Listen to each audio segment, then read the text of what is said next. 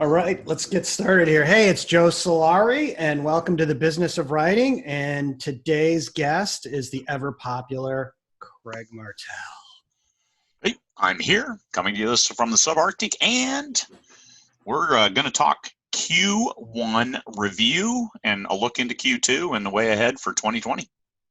Yeah, so part of our thing this year was we were going to not just do like one episode and then walk away from it and come back in a year. We're going to review it quarterly. So this is our first one. And what a doozy of a quarter, huh? There might have been a change or two between January 1st to March 31st to include being isolated in a freaking hotel room. And, it just changed. And this is the great thing about being a self-published author and an entrepreneur is we flexed immediately to what was going on and have a different way ahead. So, reviewing the first quarter, okay, I can go with that. I actually just watched the whole episode. I took notes of stuff that I had talked about. I can address each one of those, and then what changed going forward. So, well, and to put this into context, I mean, you briefly mentioned it, but why don't you like set the stage? Like everyone knows that there was the lockdown and shelter in place for a lot of folks, but because of your medical condition and because of your wife traveling, you had to take some kind of extreme measures to make sure that you kept safe. And, So kind of run through that to give everyone the feel for your business and what impacted it in the last 90 days. Yeah, and especially in March. In March, I was preparing to go to a conference in London, the London Book Fair, and my wife was going to go to Spain for an intensive study session. She went to Spain. I pulled the plug on London because, I'm kind of the at-risk person for this thing, and nobody knew anything the beginning of March. So I didn't go, and she did. So I'm taking care of the house, and now she's in Spain.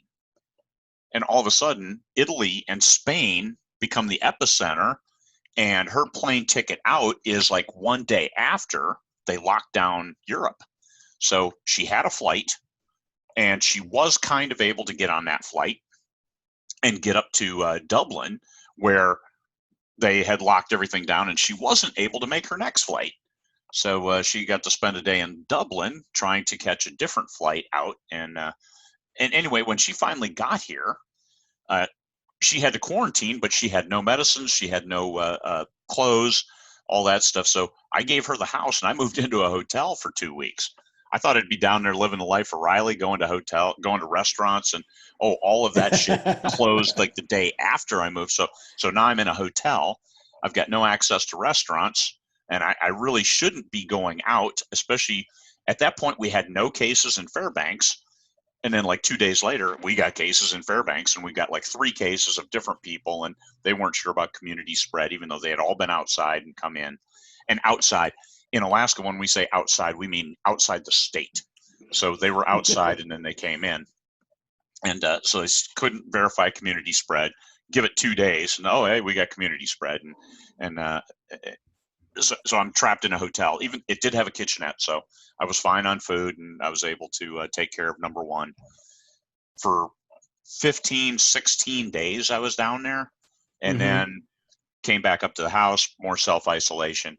But so that was March was the month where I was not in my own home, and then April, we've been pretty much locked down ever since. It's mid-May.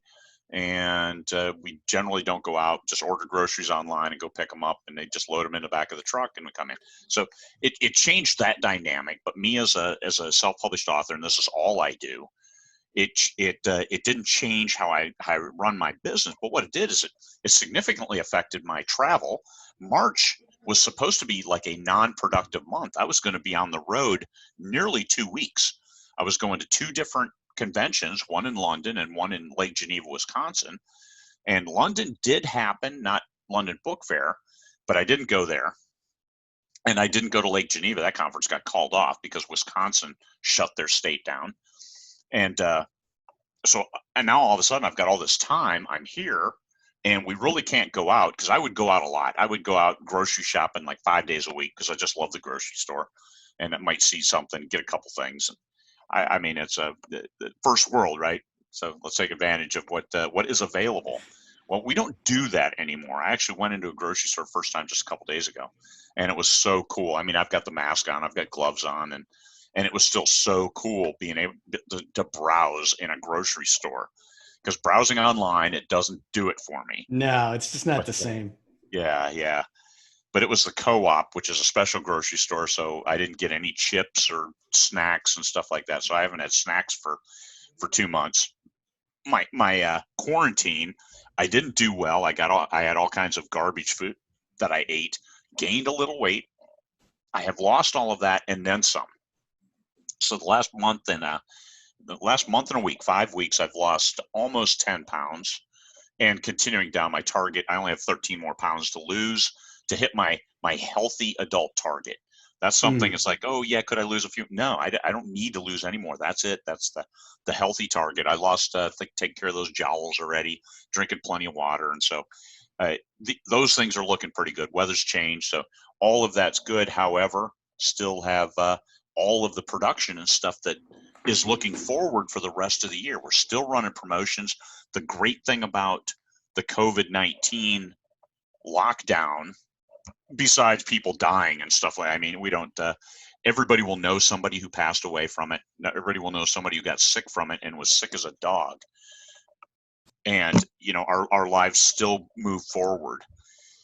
The opportunity is ebooks continue to sell at an improved rate.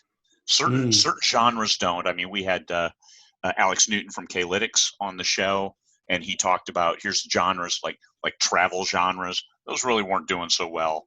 But children's fiction, that increased by tenfold. Children's ebooks specifically, because now everybody's got their kids at home, and they got, hey, what do I do with the Munchkins? And but other fiction has increased. My sales were fine, but now you've got all this competition, so you've really had to. We had to step up our ads. I've increased my ad spend and things like that to counter any other apparent drops or take advantage of the opportunity. Yeah, I was speaking with Alex, and besides how favorable the numbers for the industry look, right? And that was one of the things it's concerning for me. It's like, that's great if you're an author doing well, but if the overall industry isn't doing well, yeah, right, like that's not good. So knowing that the industry is actually doing better, yeah, and we dove into some stuff, him and I, when we were talking about how you look at a genre like romance, which a year ago he put some numbers together for me, and I was amazed at the double-digit growth in the size of that genre. And which is already huge, right? It's like this isn't some tiny market. But then to see that it's still, there's been some minor fluctuations, but generally speaking, it's still like a 2% month over month growth in the number of titles that are put out. And to, again, the mix of those titles that come out, some are dogs and nobody's ever going to read them, right? That's just, but a lot of them, if you have an audience and they're reading those books, my data that I have shows that those books are consumed by the bulk of your audience in less than 90 days. Yeah. So the readers are still as voracious as ever, if not more. But yeah. So tell us about this month. So you had a month where you're in the hole. You're like Steve McQueen in the cooler. Yeah. I tell you what. Let's go back. I made my notes of what I promised for first quarter, and let me go back through some of those and then what changed. I said I was writing a book every 6 to 8 weeks, and also when we were on the show, I had heart surgery scheduled for the next week. So that's right. What happened in that intervening week was my dog passed away like 3 days before I had heart surgery. So I was in horrible shape for the heart surgery. It went okay. I mean, my heartbeat got up to 400 per minute for while they had an electrode in my heart. So, and they took care of some things, and it's beating differently now. I dream differently. It's weird what happens when you get a new heart thing going on. But I talked about writing a book every 6 to 8 weeks. Well, that month after the heart surgery, I did not get very much written. But since then, I have been phenomenally productive. I wrote a whole book while in lockdown, almost an entire book at the hotel.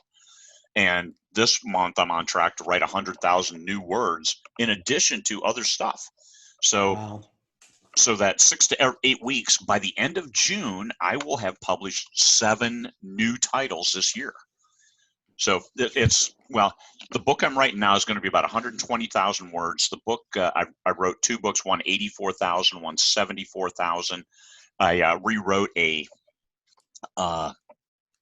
250,000 word mystery series in entirety, start to finish. I mean, it was probably 10% new words, maybe. So rearranging, modifying, tweaking. So going through that. So you could even call it like a supreme edit.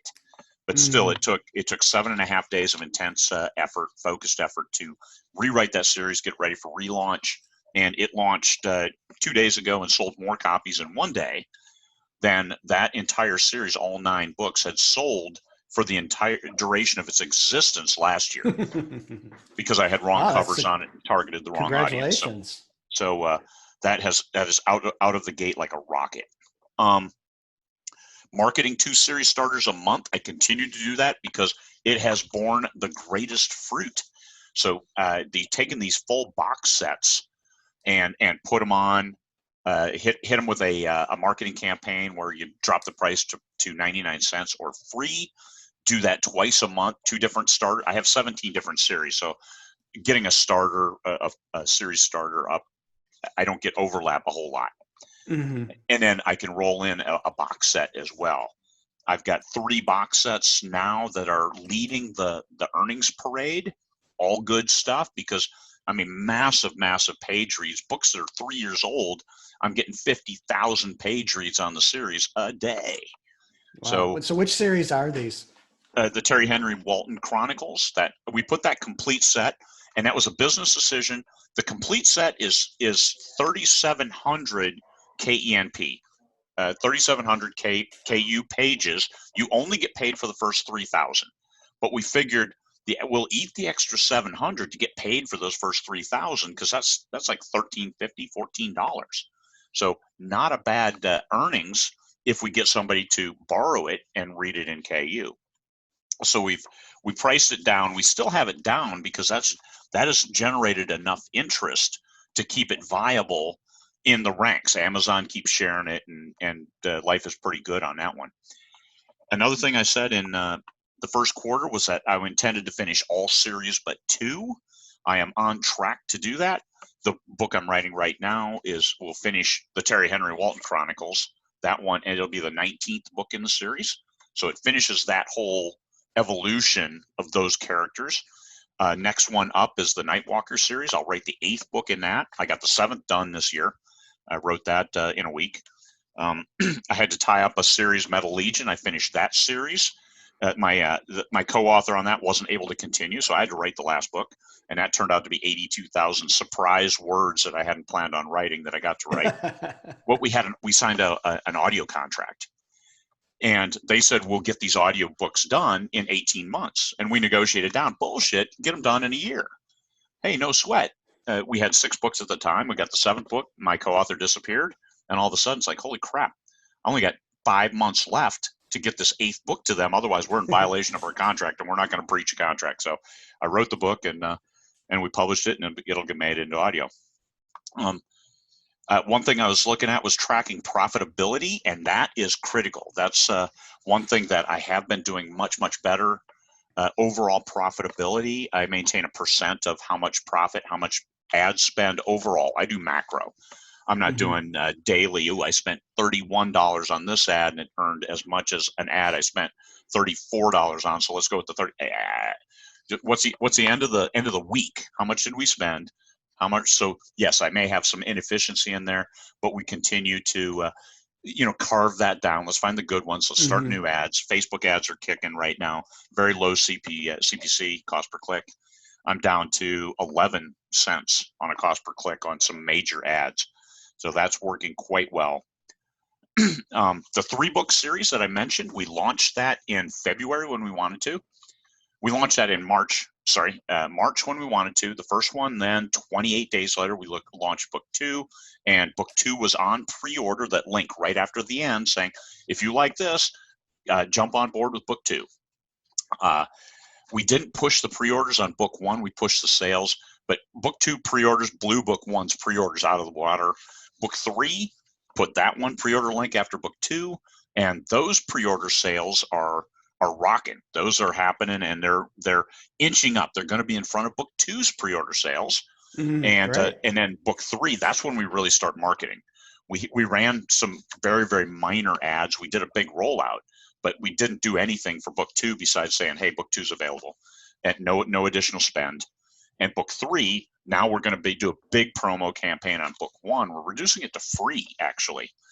So we're going to run it free, but 2 and 3 are out for buy through, read through, which is very, very good. So that series is doing really well. So that was a co-authored series, and what we found is a hard launch vastly improves your odds of a series being successful. Having that pre-order link right after the end. So we got our covers early. We had the cover, we had the pre-order loaded up with the near final blurb, so it made the sale. It converted, which is the big thing. The one thing I mentioned in first quarter was road to $100,000 month, an earning of $100,000 a month. I think I'm on track for that come October or November, and that is going to be with a new series that I mentioned, but it's not the series that I had mentioned back in January. I have abandoned that one because that was more space opera, and I thought it would resonate, but it's not going to get me to that 100K threshold with a space opera title. So talk to me about that. I mean, that's a pretty big decision to make, to just say, like, I've committed to this. I mean, it's been mulling around in your head, and 3 months into the game, you decide, no, I'm gonna go with a different series. So talk me through that decision. Well, I wrote down some notes. I had 2 pages of outline and notes about that series, and it's not a bad series, but what I'm seeing from my space opera readers is my space opera titles aren't going viral. I have the core readership. I can pull people in. It takes an effort. And what I'm really looking for is something to go viral, something for that core readership to become more of a street team, even though, yes, I have people who will share, who will tout it, who leave great reviews because they genuinely like the books. But I don't have that viral where it's just, hey, I told a stranger, I just ran into somebody at the grocery store and I said, hey, you got to read this. This blew my mind. I'm still reeling from the great book. So I'm not getting that with my space opera. And I was looking at how I would write it and introduce the characters. I'm like, this is more of the same. It'll be better, but it's still not that runaway that I'm looking for to hit that 100K. And so I came up with a thriller concept and started talking with it. And of course, I talked with the idea man, Michael Anderley. We talked through it, and he said at the end, he's like, I love that idea. I love that premise. I love how you're going to write it. So I'm going to do that. That'll be me writing it, no co-authors, just me launching it via me and coordinating some stuff to get it out there and make it happen. Now, I'm good with that. I didn't invest a lot of time, thought power as I'm trying to think through ideas, but hey, you got to accept the ideas that are going to work and those that aren't. So this is thriller. It's a different genre, but it has greater potential to reach the folks who like my writing, and plus my readership will probably read it. So about the same numbers of space opera readers will read my thriller because they like me as an author. So if I do space opera, then finding new readers, I still have that challenge with all my old series. But with thriller, I can go after new audience in a bigger scale, and people new to me will be like, oh, hey, look, and killer, I got Stuart Batch for the covers. I got I have a developmental editor for the first time in my career to make sure that I hit when I need to hit. Mm-hmm. to the genre, the tropes, the engagement, that the flow is perfect with the ebb and flow through the story to keep the reader from being overwhelmed, but not ever letting them off the hook once they're hooked on the first page. So that's all good. I think I'm in a position to write that. So that's it. This year I'll probably publish, a dozen books. So instead of 6 to 8 for the year, I'm going to do a dozen, all because of this extra time. No travel. Mm-hmm. Travel is a killer for me on reducing productivity. I've started to increase ad spend. I spent about 5,000 last month. I'm looking to spend 5,000 in March. Looking to spend that in April, and in May I'm trying to ratchet up incrementally, about 7,500, maybe even up to 9,000 in May.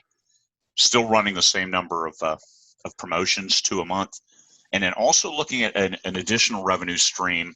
The Indie Capstone Project. I've invested a website and put stuff together. That's a weekend with Craig, spending a weekend with authors doing stuff I love, but not making that not for profit, as opposed to 20 Books Vegas, which is entirely not for profit. I actually lose money on those.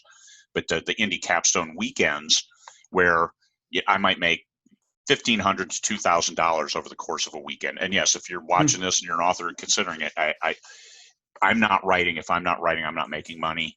And I fund a lot of this stuff. So I need to make money if I'm going to do a weekend a month. And this is, once again, talking through this with Michael Anderle. He said, do not do these for free, where you're not making anything, because you're taking a weekend. You're taking a significant amount of your time. You're going to travel. You're going to be staying at a hotel.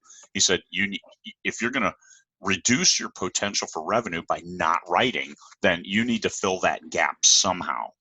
Because I can take $2,000 from a weekend and fund a whole week's worth of ads and promotions, and then some, and that's with an increased spend. So I can keep the revenue. My fiction is my revenue train. I got to keep that train rolling. So writing books, writing fiction is very important, and selling that fiction. Well, I think that's an important thing to look at when you're, any business is, you have to look at your return on investment. And sometimes especially with authors that have a lot of intellectual property, or, you have the skill set, you think, well, I love to help other authors do this. But then it's like, well,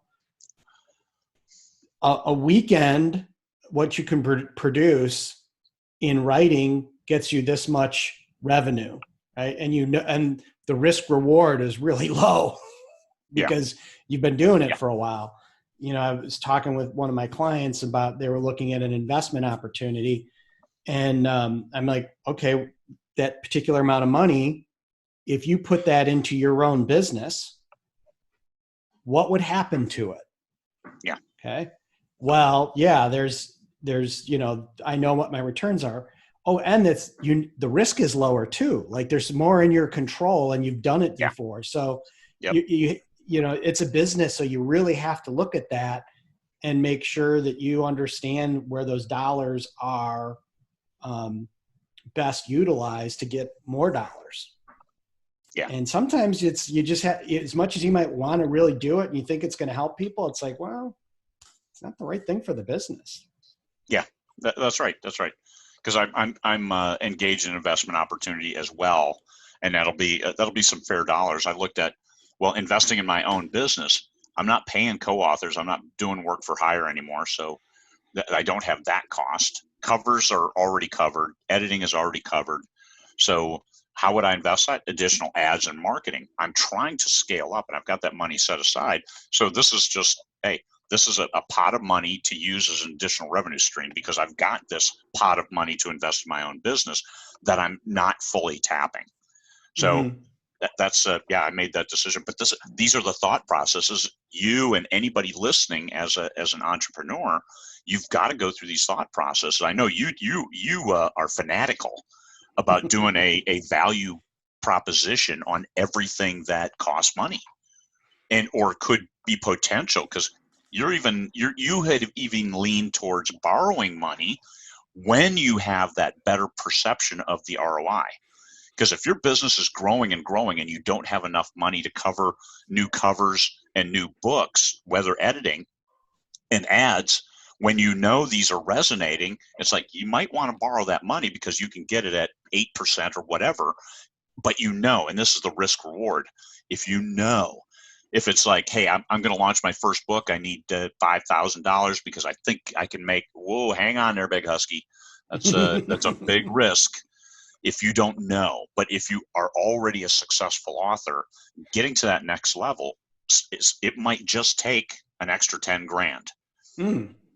Yeah, that's something I've talked about in the stuff that I've written, is that's where venture or private equity some of the most successful private equity does just that, is they're investing in businesses that have figured out something successful, that just need that cash injection to ramp this thing up as quick as possible. That's very, very different than thinking, well, if I just had $5,000, I could advertise more and then people might buy my books. That's completely speculative. Yeah. But when you know that you've got, okay, like the scenario you just laid out, like I've got a series, the first 3 books have done well, it's making this kind of money. If I could, whether it's borrow from your 401k or from your family and friends, whatever it might be, knowing that you do something like that and it's going to be invested in what's already succeeded, you're just kind of speeding up that cash flow process. Because, you've talked about it too, is once you kind of get the flywheel going, it's not like you have to invest $5,000 every month. Yeah, it's maybe only $2,000 every month, but you have to have that other $3,000 of cash in the business that won't leave. Yeah, that's right. And the calculation is $5,000 a month does not equal 60 grand over the course of a year. It equals 10 grand if you're getting at least a 1-to-1 ROI. And that 10 grand, as you get the 5 grand in revenue each month, you roll that back in, and then you spend it again, but you get it back. So you don't have to borrow 60 grand. You only have to borrow 10, and that borrow might be just borrowing from your own cash reserve to invest. And this is when the money machine is rolling, you get that 5 grand back. And on a bad month, you get that 5 grand and maybe no extra. But you keep investing back into your business, and all of a sudden you're getting 20 grand on a 5 grand spend, and you're looking at, hey, this is okay. And then you add a couple grand in here or there, and then keep that spend. And if for some reason you need cash, hey, a medical bill came in or something, the car broke down and you have major repair, you can dial that back, and you're not going to be impacted for 2 months, but understand that you're going to be impacted then. So instead of you make 10 grand this month, instead of rolling 5 back in, maybe you only wrote 2 back in. But also you should be more efficient the more you go on, and as you keep adding books to your backlist. So just it's okay, but keeping that money machine rolling is critical, and having that building up where you can reinvest, and understanding, hey, I just want to buy a new car, I'm not going to put any money into ads this month. Okay, well, just understand, then in a couple months you're going to hit you're going to feel it. You're going to see that downside of, oh man, we got a new car, but I can't afford to drive it. Can't buy the car insurance. So now, knowing kind of how things have changed and where things are at with travel, and is there anything you're I know you said you're just going to be putting out more books, but is there anything else that you're adjusting on the plan? You mentioned more books and you've shifted the series. Is there anything else that you think we should adjust on the plan? Now, an additional thing I did was I found a guy going into his college year of his senior year of college, who is greatly interested in books, and his degree is marketing. So I have sent him through. I am sending him through Mark Dawson's courses to get him up to speed, and he will become my primary Facebook ads guy. We'll work up incrementally on the spend. And this is one thing he's going to get to practice a little bit, but he'll have all of Mark Dawson's courses and have access to all of that material in the master groups, because he's a member of the and done the courses. Mm-hmm. So that's one thing. So that's an investment. It's a little bit of a risk, but I think I'm okay in that he will come through and become a guru, because he's looking at, hey, this will help him if he can demonstrate the success after he gets his marketing degree. What if you open your own marketing company and my work can be foundational, and then you take on more clients? Because authors have lots of money to spend if they can get somebody competent to do their Facebook ads or their Amazon ads or their Instagram, or whatever those engagements are that are marketing, not building your audience. So that's something different. That's an author needs to do that as part of their brand. I know some people have EAs, have personal assistants do that for them, but I personally, it's like my engagement, you need to like me, not the PA who puts a face on me, and now you've got a misperception. So, but ads, getting those working well, I'll bring the people to my author group. Now you use that as a foundation to advertise and find all those other people who might be liking my books. So this is it. So I got that guy, and I think that's going to be another investment that's going to pay off. And we're going to start. He's going to have play money to go after ads and practice and learn and then exploit. So once again, he's got Mark Dawson's courses. He's got access to other people. So it's I think that's going to be a good synergy once he sees what's potential and what's there. I'm going to pay him an hourly rate to begin with, and then maybe I'll just give him a percentage of gross earnings based on spend and revenue. No, that's a great idea. And I think with, that kind of stuff, when you decide to put something like that in your plan, understanding the time it's going to take to, because you're still the CEO of this business. Yeah. And I think another business I'm working on, we're dealing with a lot of this because we're making some major structural changes to the business. And for certain managers, it isn't reducing the amount of time they spend on this stuff. Yeah. Right? It's actually made it 50% more time that they're spending on it because they have to get this person up to speed. But you're making that time investment too, because you know that once this person gets educated by you and understands how you want things done and everything's gone through the right way in their training, that you have the confidence that they're doing the thing the right way. Yeah. And then you've got all that time back plus more, and they're going to, if it's done right, eventually they'll be smarter at this stuff than you'll ever be. Yeah. So that's a great. It's a long-term. I already have 2 people doing Facebook ads for me and just dabbling a little bit here and there, but both extreme part-time. But this guy, I'm expecting him to be almost like a full-time. I don't care if I spend 10, 20 grand a month on Facebook ads, as long as I'm making enough to cover all of that and then some. So this is if I'm going to spend 20 grand a month on Facebook ads, I want to see at least 50 grand in revenue off those ads. So revenue minus 20. So that means 30 grand in profit, which is purely what I'm looking for.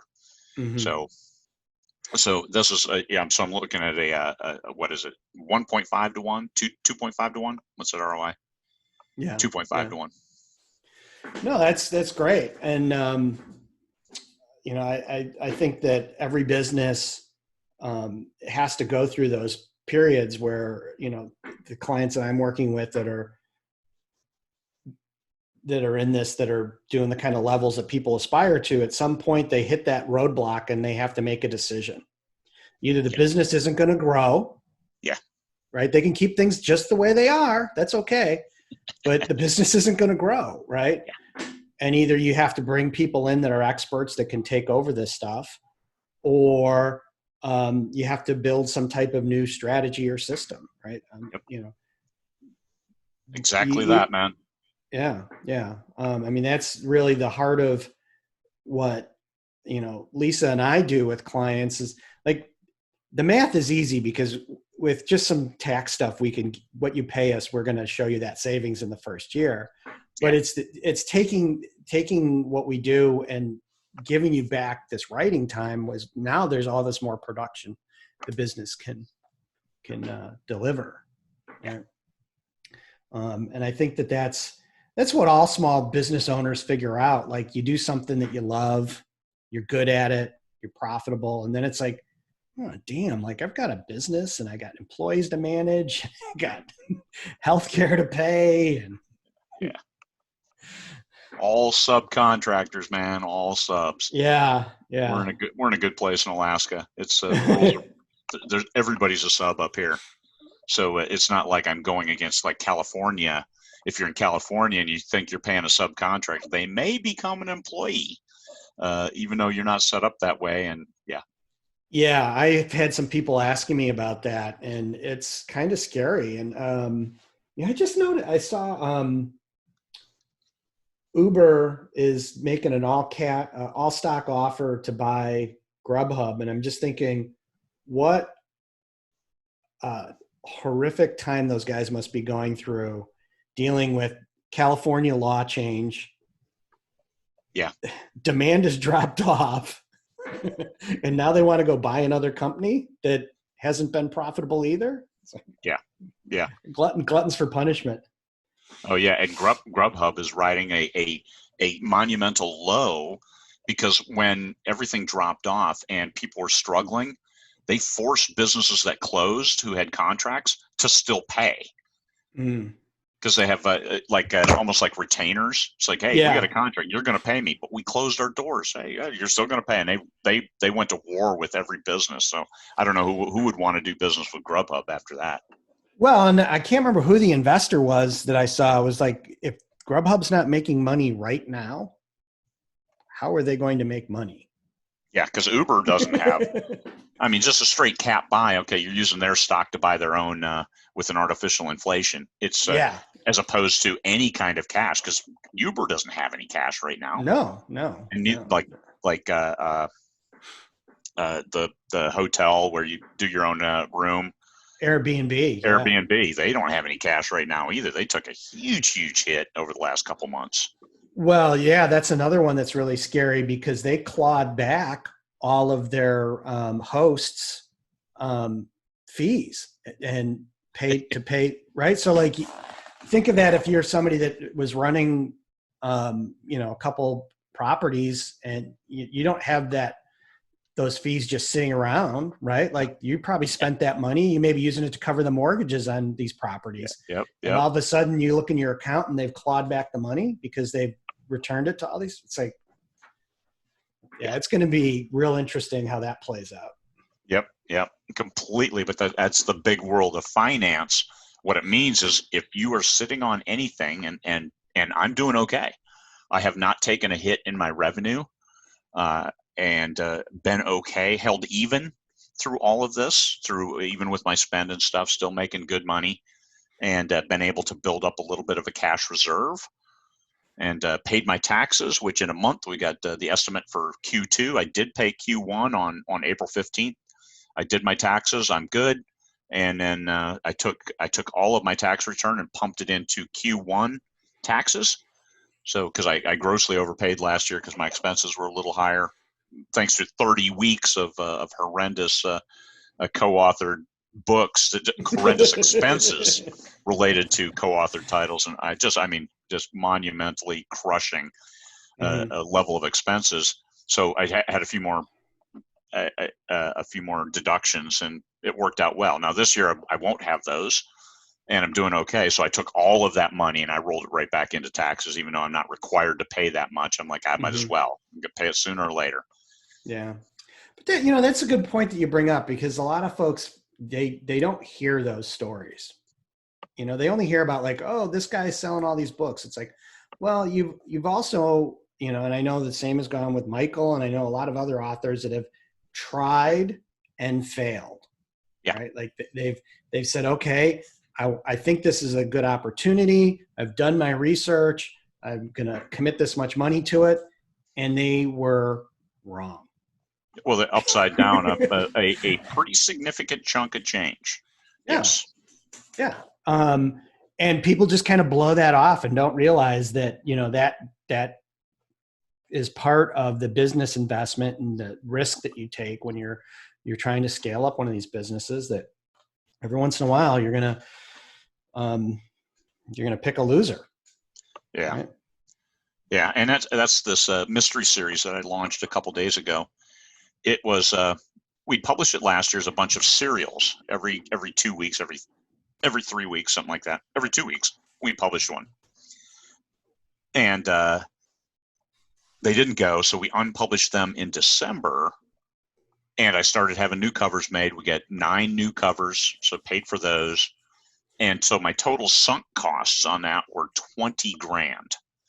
Last year, we published 9 books, right? 9 books. I made $800 over 9 books. and upside down 20. And this is at the end of the year, so we're talking 9 months later after publishing the first one, in January. So 12 months later, only made $900 at $20,000. So you could say complete loser. I put new covers in them because they were good stories. We just mistargeted them, had bad covers, and did that stuff. So $20,000 in expenses, and relaunched it. And at this rate, I think we'll be okay to pay this, to get all that money back in about 3 months. Like you said, most of your earnings are over the 3-month period. If we can get those, get the page reads, because it's massive, 250,000 words. So it should be 2,000, 2,500 KENV, something like that. And we'll be able to maybe get that $20,000 back at just an additional, $3,000 on covers, on extra covers for it.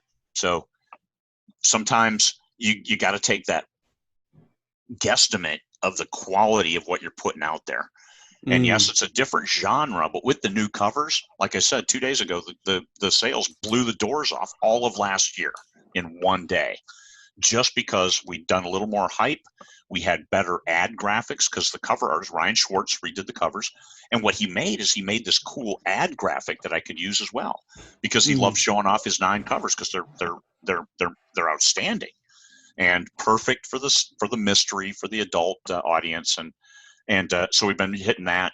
Great, resonating greatly. First reviews, the first feedback from folks is these are great. Got a review on BookBub already saying, hey, this is a great series. You should get into this. I have not advertised mysteries on BookBub yet. Ads, not a feature deal. So I might go after those because somebody click on it. BookBub already has a review. That's great. That's great. Yeah. And I think, that again, that's something, we know, like I've talked and had Kevin McLaughlin on the show, and he's putting some great material out on how to relaunch stuff. And I think that's the other part that's kind of cool about being in this business is that, okay, you put a story out and it sort of does okay. That doesn't preclude you from not coming back to it and doing whatever you called it before, an ultra edit or whatever, and recovering it. And maybe, and there may be some change in the marketplace that now it's a 6-figure series. You don't, now on the other hand, you can't, hang on to something that is just, I know you've had some of these where it's like the story is super compelling to you as the author, but the market couldn't give a shit. Yeah, I've got a series that I like a whole lot. It's 8 books, and it's just not selling like I want it to. And so we've trimmed our spend down, so it's earning its keep each month, and that's it, and it'll earn out. And we got a great advance for our audio, but we're not really pushing that series because I spend a minimal amount each day. I'm like $10, $20 a day spend on it is all. You're like, oh my God, that's $300, $600. Yeah, it is. But it's a first in series, and I hit all my series. I've got some that I've like this mystery series. We allocated $50 a day for ads right now on a new series just to see if we can get some market penetration on it. And also we can use that as a wedge to get into for the thriller that I'm going to write. Even though mystery and thriller, they're a little bit different, but it's still it's an audience that might jump in having read a Martelle book and saying, yes, I like that pace. I like the style. All right. Well, we covered a lot there. I guess the next thing is just get back to writing, huh? And yeah, Yeah. So Any, Q2, it's keep going with publishing, marketing, and then in Q2 is when I will start writing that thriller. About okay. middle of June, I should hit that.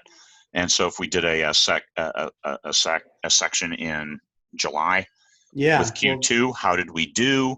Especially with the increased ad spend. So I should have some numbers on that through June, as if we can get up to our $9,000 ad spend, about how is that, what kind of fruits is that paying? And this is, are we able to scale up and then see results right away?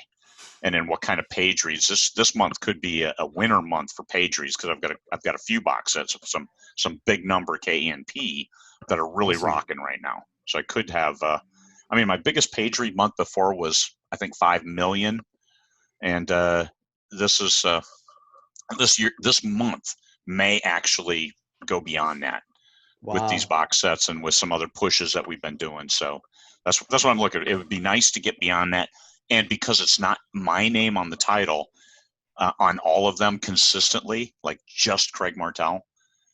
And it's, like the mystery series is Craig Martelle and Catherine Hirsch. So that's one element for a bonus. So I'm not going to get a KU bonus because I don't have any one title that's getting all of these page reads. So that's and it's okay. It's okay. The bonuses are nice if you can get them. I've only had one once, and this is me. It's like, oh my God, you should be getting. I make good. I'm the blue collar author, right? I make no runaways. Don't have anything that's viral. That all of a sudden, hey, I had 500,000 page reads on this one book today. I mean, I've seen those stories from people. They're like, geez, I'm making 2,000 a month, and all of a sudden I had, I had 10 million page reads on this book this month. It's like, I mean, great, good for you. I mean, we celebrate everybody's success. I haven't had that though. I'm doing what I can and keep plugging away. Well, and some of the authors I'm working with, they've had those, but also understand that they, one of my best performing authors, has amazing launches that get into the top 10 of Amazon. Yeah. Okay. But she wrote for 10 years before that where nobody picked up her books.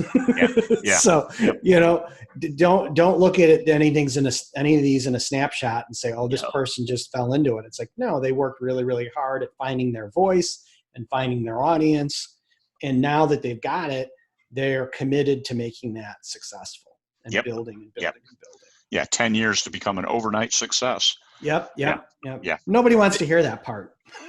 Well, and the reason you're getting 500,000 page reads in a day, people liked the story.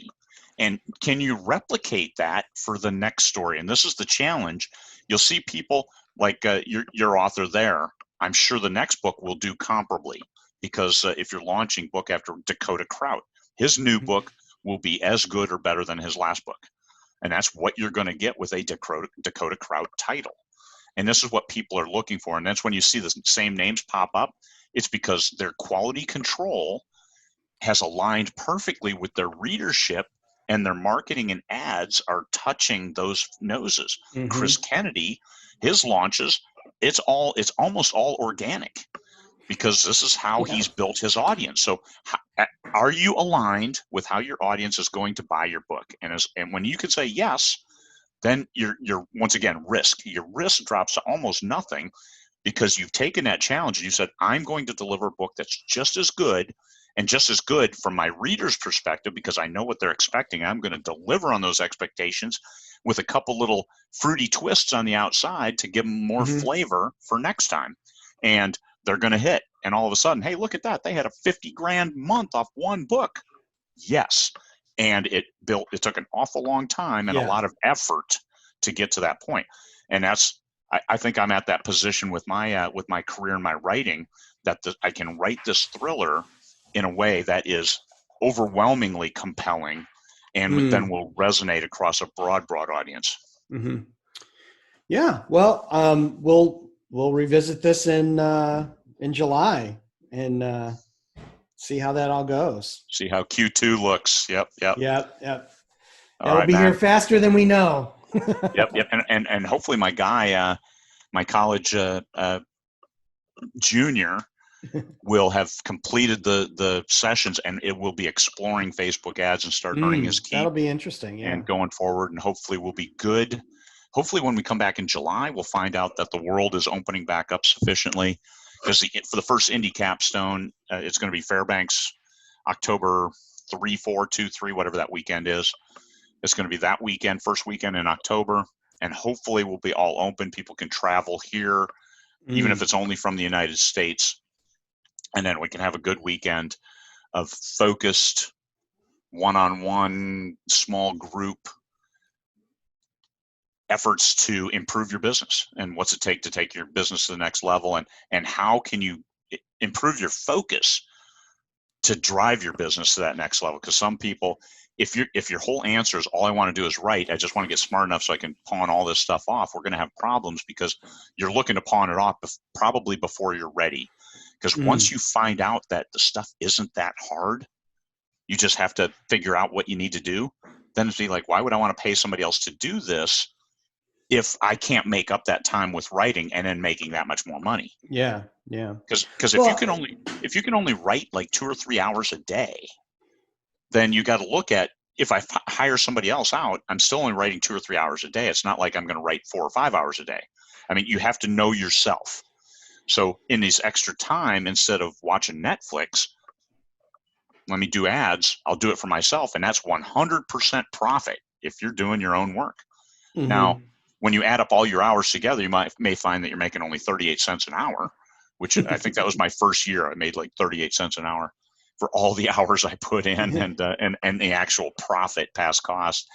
But once you start getting that, it's going to climb up really quickly once you figure things out. Yeah.